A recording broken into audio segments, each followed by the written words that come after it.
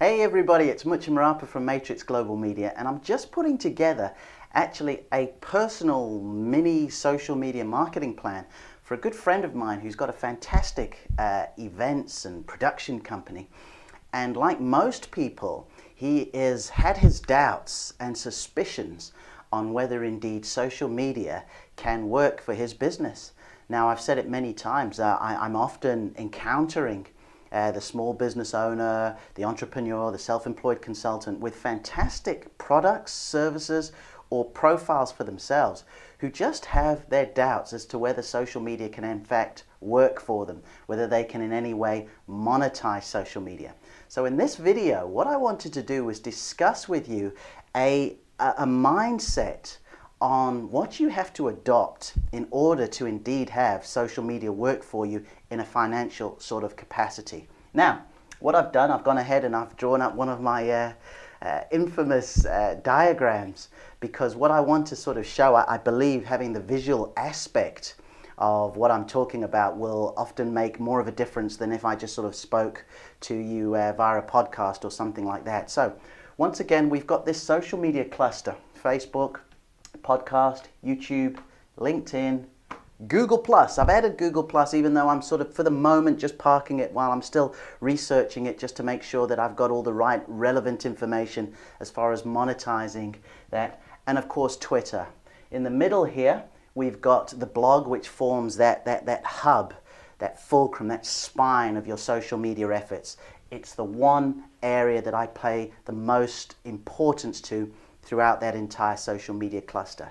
So as far as answering the question of my good friend who sort of said, listen, Mucha, I mean, I'm just seeing everybody go on Facebook, I am just not sure. And secondly, it's just going to take too long, if we want to sort of do social media. I know I'll have to sort of do it properly and, get somebody just to stay on it, and it's time consuming, blah, blah, blah, blah. So I said, okay, look, I'm going to put something together for you. And while I was doing that, I thought, you know what, let me shoot a quick video to show you exactly how you can make social media work for you, how you can monetize it, and the mindset you need to adopt. Are you ready to do some learning? Okay, here we go. So the problem that I see that it all begins with is not having to start with a targeted audience in each aspect of the social media cluster. So let me explain, and I'm going to give you my own real-time sort of examples and experiences from this to start with. Let's take Facebook. Right at the very start, when I began sort of creating the Global Media Facebook account, the first thing I did, which we're often find ourselves doing, was I contacted my family and I contacted my friends. Guys, I've got the Facebook page up. Go ahead and like it so I can get a URL, and let's really build it up. Mistake number one: while the Facebook page while the intentions rather were the right ones, and the rationale was not to be argued, all of a sudden, if the idea, as I've spoken about before in previous videos, is to take your tribe from each area of the cluster to your blog and to share with them valuable knowledge, content, information, and with view to selling products and services, realistically, how many of my family and my friends are going to sort of take the time to do that? Last year, 2010, when I was going through a particularly tough time business-wise, I remember a conversation I had with my father. And I often sit down with Dad and talk to him about a few things, and he just always says the right thing and just makes me feel fantastic, like I can just get through anything. And I remember Dad saying to me, son, I feel your pain, I can see what you're going through. Don't hold it in. He says, what we can offer you is love, support, guidance, and all those other great things. And I've been grateful for it, and I've called on it.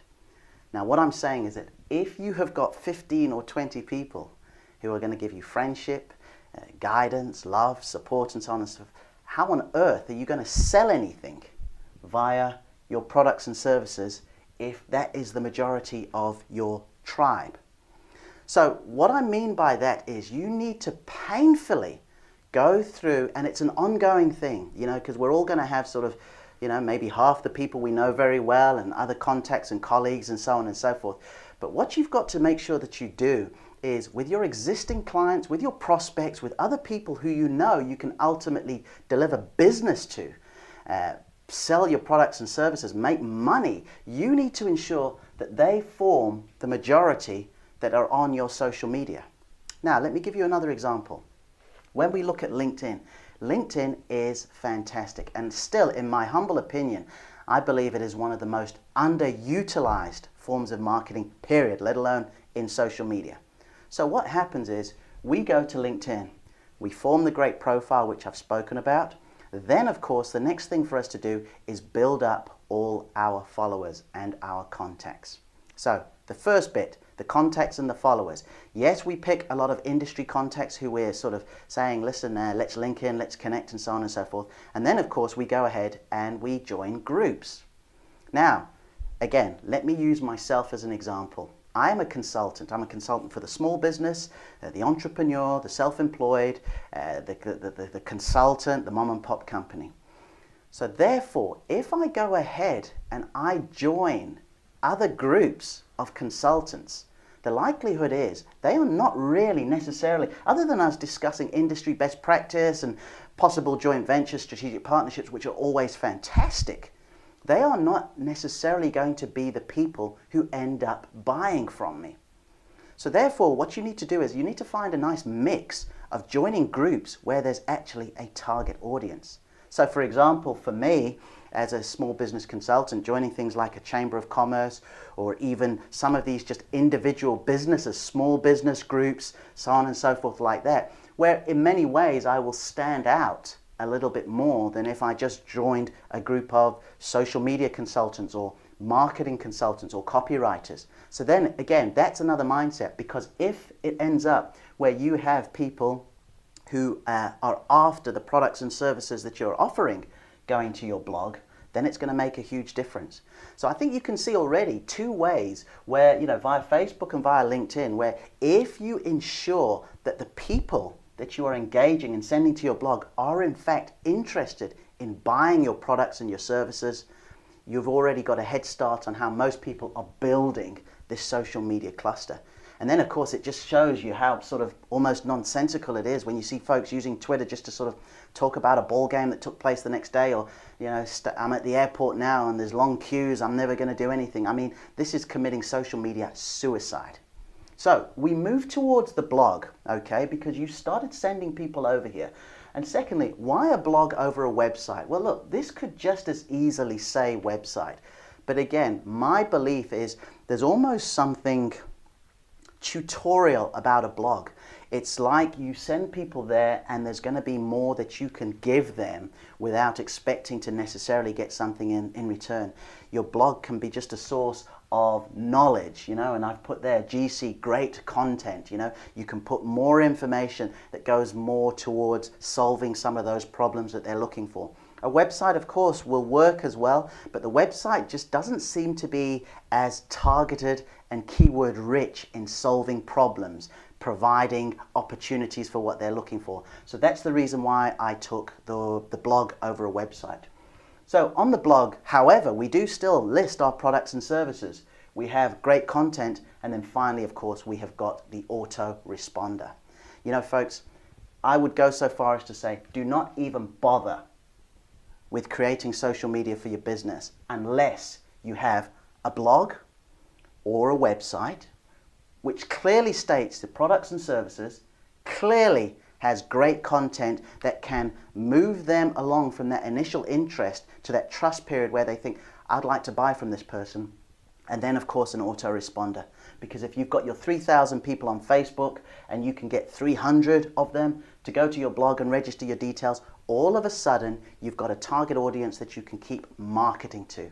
It's vitally important that you look at it that way because, it's almost laughable. When you get some people who turn around and say, social media, you need to prove to me that it can actually sell. Yeah, social media isn't going to sell anything.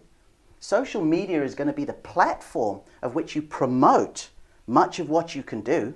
Then the call to action is to tell folks to go to your blog where they can learn more. You can enhance the association with them a little bit more. Social media is not going to sell you squat.